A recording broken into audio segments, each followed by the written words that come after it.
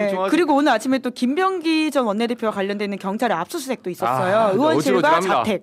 그리고 네. 강선우 의원 관련해서 또 나온 단독이 뭐냐면 지금 김경시 의원이 자술서를 제출했다라고 그러니까 하는 건데요. 봤어요. 예, 그 동아일보 1억 원을 줄 때 보고. 예. 카페에서 옆에 강선우 의원도 있었다라는 주장을 하고 있어서 이게 만약에 사실이라면 강선우 의원에 대해서는 강제 수사들이 더 속도가 낼 것 같고요. 경우에 따라서 영장을 칠 가능성이 있어서 국회에서는 체포동의안이 넘어올 수도 있겠다라는 맞아요. 생각이 네. 듭니다. 제가 오늘 저녁 방송인데 4시, 6시 방송이잖아요. 네. 저희 아, 5시예요. 아니, 나가면서도 몰라. 5시. 매일 가는 게 아니라서 저 녹화 방송 하거든요. 네. 녹화하고 안 본다는 얘기잖아 지금 보니까 지금. 녹화하고 안 봅니다. 주말에 봐요, 주말에. 네네. 4시, 5시인데 야, 제가 7시 반인데 와, 오늘 같은 날은 진짜 아프고 싶다. 진짜 퇴근하고 싶네, 지금. 너무 많아서 뭘 메인으로 세워야 될지 이걸 저녁에 어떻게 고민이죠. 다룹니까, 지금 네. 이거를. 우선순위를 놔서 지금 해야 되는데. 그러니까요. 야, 그럼 얘기 나왔으니까 하나만 더요. 방금 얘기 나온 거. 김병기 전 네. 대표. 재심 청구했고 지금 이제 본인은 어제 페북에 이토록 잔인할 일이냐. 네, 이런 식으로 이제 항명성 이걸 올렸는데 재심에서 어떻게 될 것 같아요? 당연히 안 되겠죠. 지금 상황에서는 뭐 애초에 제명 결정에 지금 한동수 이제 윤리심판 감찰 원장께서 이제 한 이야기를 보면 그러니까 지금 본인은 징계 시효 끝났다라는 주장을 하고 있지만 네. 그 외에도 너무 많다라는 이야기를 하고 있는 거잖아요. 징계 시효 안 끝난 것도 아무도 많다. 뭐 예를 들어 쿠팡이라든지 대한항공권이 그렇다라는 이야기를 했는데 그런 차원에서 보더라도 그 절차에 불과한 것이지 지금 이것이 뒤집어질 거라고 기대를 김병기 전 원내대표도 하고 있지 않을 거다라는 생각이 듭니다. 본인도 한 달의 시간을 달라고 했지만 사실 그 한 달이라고 하는 게 정말 정량적으로 의미가 있는 것인지는 모르겠고요. 결국 시간 끌기 용이 아닐까라는 생각이 들기도 하고요. 김병기 전 원내대표 구기자에 봤을 때 왜 네. 이렇게 탈당 안 하고 버티는 것 같아요? 그러니까 일단 제가 관측하기에는 본인의 개인의 문제가 이제 넘어서 가지고 가족의 문제로 비화가 돼 있잖아요. 쉽게 얘기해서 김병기라는 정치인 김병기만을 상대로만 수사 대상이나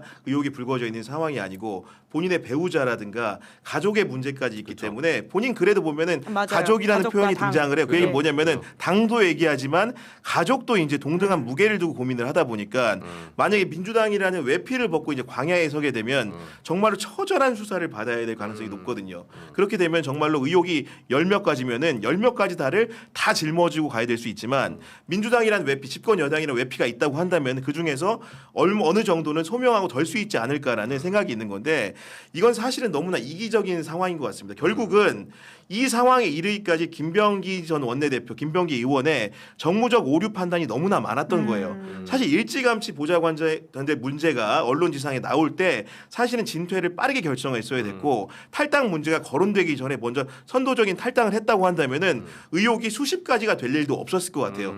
본인이 자승자박으로 키운 문제이기 때문에 결자 해지도 본인이 할 수밖에 없는 겁니다. 지금 아주고 타인에게 나를 도와달라, 당이 나를 보호해달라, 민주당이 없으면 나는 못 산다 이런 식 얘기를 하는 것은 본인의 실책을 너무나 단순화시키고 숨기는 수다. 그렇기 때문에 지금이라도 늦지 않았고 뭔가 민주당을 원하고 그 민주당을 사랑한다고 한다면은 정말 선당우사의 자세를 지금이라도 빠르게 결정을 해줘야 된다. 어차피 지금 경찰 수사라는 것들은 그 야권에서 특검까지 얘기하고 있기 때문에 명운을 걸고 할 수밖에 없고 개문발차를 해서 오늘 본인을 상대로도 강제 수사가 이루어졌다는 얘기를 하고 있지 그렇죠. 않습니까? 네. 그렇기 때문에 이 수사는 더 이상 멈출 수도 없습니다. 이춘석 의원의 사례를 보시기 바랍니다. 네. 너무 늦었죠 사실 이미. 네. 이제 근데 김병기 의원 우리도 이제 취재 쭉 세 분 다 그러니까 저 포함해서 우리 3명 다 하고 있었지만 저도 초반에 그러니까 몇 번의 기회가 있었어요 사실은. 그리고 이거는 조금 그 수사의 문제라기보다는 그 우리 사회 어쩔 수 없는 관행이기도 한데 이해운 후보자만 봐도 장관 후보자에 올라오지 않았으면 이렇게 털리지 않아요. 원펜타스 뭐 청약할 때 지금 위장 미혼인지 어떻게 합니까 그거를?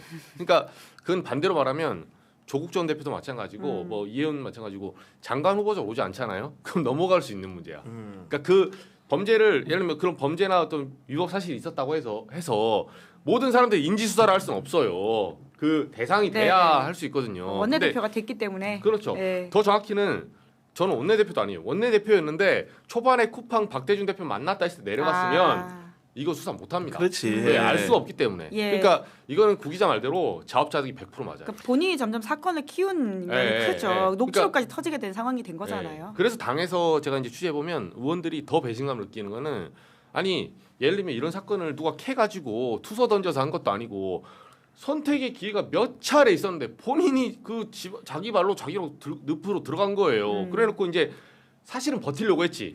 원내대표 안 내려오려 하다가 늪에 들어갔는데 본인 예상과 달라. 이게 발이 빠졌네. 그러니까 당 보고 이제 구해달라는 건데 어떻게 구해줍니까 그거를. 이미 이첩이 됐는데 수사기관에. 그래서 요 부분은 그 의원들이 이제 제 취재원들 한 말이 너무 욕심쟁이라고 하더라고요. 그런 배팅을 그렇게 하면 안 돼요. 그리고 분쟁의 당사자가 어떻게 보면은 핏줄이 섞인 것만 가족이 아니고 의원실에 같이 일하는 그쵸, 또 다른 보좌진들. 가족이지 예. 않습니까? 그런 문제고 의원실이라는 건 누가 뭐래도 국회의원이 그 아버지 같은 존재인 거고 보장한 자녀 같은 존재. 그러면은 부모와 자식이 싸우면 보통 통상적으로 누구의 책임이라고 하겠습니까? 자식이 잘못한 부분도 있겠지만은 기본적으로 부모의 탓을 더 많이 하지 않습니까? 그런 식의 형국이기 때문에 이길 수 없는 싸움을 시작을 한 거고 게다가 그 자녀들이 지금 멈출 생각도 없어요. 문제는 뭐냐면 처음에는 진보 언론 위주로만 제보를 하다가 요즘 보면 온갖 보수 언론에도 보좌관의 따르면이라는 말이 횡행을 합니다. 이런 상황에서 어떻게 다 멈출 수 있겠습니까? 지금 없는 것도 있게 만들 3인성호라도 할 태세인데 어떻게 막겠단 말입니까 이게. 김병기 이 문제 그럼 제명하고 요것도 수사기관에서 뭐 시간이 걸리긴 할 텐데요. 그러니까 결국은 이제 민주당 안에서 나오는 평가는 뭐 법적인 부분은 이제 평가받아야 될 텐데 정치적으로 끝났다고 봐야 되는 게 아니냐라는 이야기들을 많이들 하시더라고요. 그러니까 뭐 지금 형사사법 절차 같은 경우는 시간이 걸리기 때문에 어떻게 될지 모르겠지만, 그러니까 적어도 과거에 민주당의 어떤 스캔들이 연루됐던 정치인이라고 한다면 그 법적인 문제 때문에 자리를 잠깐 내려와서 그 문제를 털고 다시 당에 돌아오는 방식들이 있었거든요. 근데 지금은 만에 하나 김병기 전 원내대표가 법적으로 털었다고 하더라도 다시 당에 돌아올 수는 없다. 이렇게 이야기들을 많이 합니다. 정치적으로 이제 쉽지 않다라는 거죠. 아무튼 이 문제는 지금 어제 정청래 그 대표도 그러니까 정청래 대표가 지금까지 조금 그 저공비행하는 이유가 김병기 원내대표 명청 갈등으로 이 프레임이 전환될까봐. 그러니까 이제 비상징계도 지금 보면은 뭔가 좀 주저주저하는 느낌이잖아요. 그렇죠. 예. 근데 오히려 저는 그 입장을 이해하는데 이건 잘못된 거예요. 왜냐하면 역 프레임을 우려해서 어떻게 보면 역차별하고 있는 거거든요. 아니 일반 사람이면 때렸을 거 아니에요. 소위 말해서 친청계면 때렸을 거 아니야. 근데 친명계라는 그 프레임이 있기 때문에 어떡하지? 내가 때리면 혹시 프레임을 보지 않나? 이게 오히려 역으로 우대해주는 효과가 나오고 있어요. 아니 지금 재심 청구하고 다시 최고위 가서 또 의결 과정이 언론에 또 알려지고 심지어는 의원 과반의 찬성을 받아야지만 제명이 되는 건데 그 와중에서 표결 결과라도 밖으로 나왔는데 김병기의 우군 세력 이 정도 있었다는 보도가 나오면 그게 민주당에게 득이겠습니까 실이겠습니까?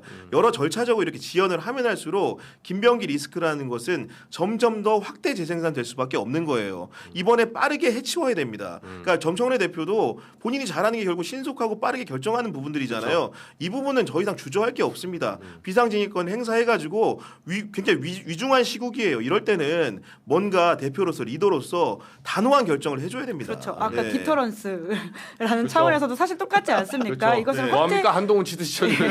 그러니까 이걸 이렇게 확장되는 걸 막기 위해서라도 맞아요. 재발을 막기 위해서라도 디터런스라는 게 중요하죠.